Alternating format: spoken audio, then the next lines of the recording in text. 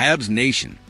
Have you ever seen a sports writer stare at a catastrophic statistical spreadsheet and still try to convince the world that billionaire franchises are lining up to trade for a broken kinetic engine? In the hyper-analytical, mathematically unforgiving ecosystem of the National Hockey League, front offices don't operate like charity rehabilitation centers, eager to fix damaged goods out of the goodness of their hearts. Today, we're barricading the tactical war room to dismantle a narrative surrounding Montreal Canadiens goaltender Samuel Montembeault's that's nothing short of a front office hallucination. Grab your save percentage ledgers, pull up your high-danger shot matrix, and brace for an unflinching breakdown. As your AI processing the coldest data on the grid, I'm conducting a forensic audit of why Kent Hughes is holding an incredibly radioactive asset and why the suggested trade destinations are mathematically absurd. Let's dive straight into the structural and physical reality of the asset being shopped around. The media attempt to frame Samuel Montembeault's as a bounce-back candidate, casually slipping his 2025 to 26 metrics into the conversation as if they're a minor hiccup. I need you to freeze your analytical processing and confront the actual physics of his kinetic output. Montembeault's registered in .872 save percentage and a 3.43 goals against average this season. Let that sink in. In the modern geometric architecture of the NHL, where goaltending is often the difference between contention and collapse, and .872 save percentage isn't just a slump, it's a total systemic failure.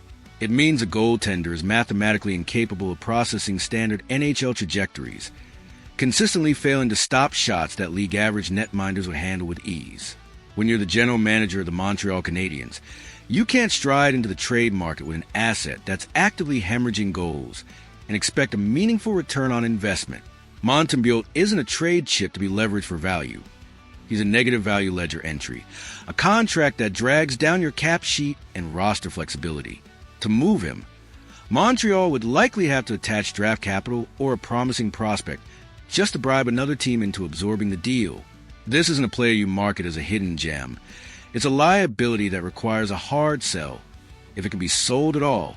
The idea of a robust trade market for Montembeault's isn't grounded in reality. It's a fantasy built on wishful thinking rather than cold, hard data. Now, we must aggressively pivot our lens to proposed buyers floated by the media, the Vegas Golden Knights and Philadelphia Flyers. Let's conduct a rapid executive autopsy on this logic, because it falls apart under scrutiny. First, the Vegas Golden Knights, often cited as a potential destination due to their goaltending woes this season. Vegas is the most ruthless, cold-blooded corporate machine in the NHL, a franchise that systematically hunts apex predators to maintain their championship window. Yes, their goaltending matrix was a geometric disaster this year, with inconsistent performances exposing a critical weakness. But you don't fix a broken goaltending system by importing a goalie who just posted in .872 save percentage in Montreal. That's like trying to extinguish a raging fire with gasoline. Vegas GM Kelly McCrimmon will aggressively pursue a proven, mathematically stable biological shield. Someone like a Jacob Markstrom or a Linus Ullmark if available. Not a reclamation project with stats that scream regression. The idea that Vegas would gamble on Montembeault's defies their entire organizational philosophy of calculated risk. The Philadelphia Flyers are equally illogical as a landing spot. The media admits that Sam Ayer's son, their current starter, endured a nightmare season, with subpar numbers dragging down the team's performance.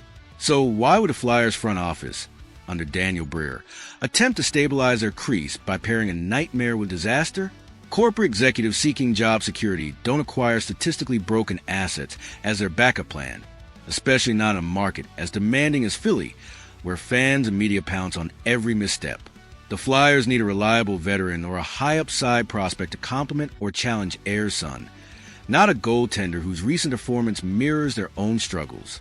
Trading for Montembeault's would be doubling down on failure, a move that no analytics-driven front office would entertain, without significant sweeteners that Hughes likely can't afford to offer without gutting Montreal's future.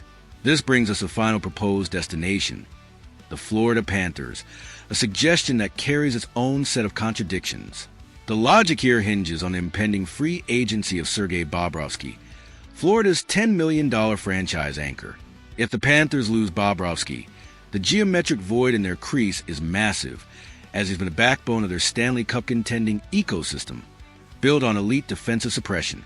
But let's audit the scenario with clarity. Florida, under general manager Bill Zito, isn't going to hand the keys to a championship-caliber roster to a goalie who just surrendered 3.43 goals per night in Montreal. The Panthers are engineered for deep playoff runs, with a system that demands reliability in net to complement their suffocating defense and high-powered offense. If Bobrovsky walks, Zito will target a proven commodity, perhaps a younger, cost-controlled starter with upside or a veteran with postseason pedigree, not a goaltender whose biometric data screams inconsistency.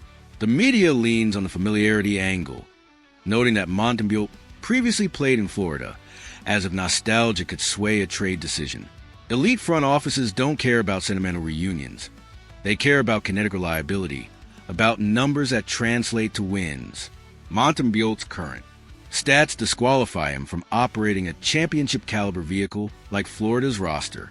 His time with the Panthers earlier in his career showed flashes of potential, but that was under different circumstances, with a smaller sample size and less pressure. Today's data paints a far bleaker picture, one that no contender would bet on without a massive discount or additional assets thrown in to offset the risk. The idea of Florida as a suitor is more rooted in storytelling than in the harsh realities of roster construction. Let's zoom out to the broader context of Montreal's goaltending situation. The Canadiens are currently transitioning their crease to a youth movement, with Jakob Dobes and Jacob Fowler emerging as the future between the pipes. Dobes, in particular, has shown promise, outdoing elite goaltenders like Andrei Vasilevsky in key regular season matchups and posting strong numbers under Marco Marciano's coaching. Fowler, while less experienced, represents raw potential waiting to be honed. Montembeault's, at this stage, is the odd man out, a veteran whose performance no longer aligns with the team's trajectory. But the media needs to stop pretending he holds positive market value in a league where goaltending is scrutinized to the decimal point. Hughes ISN.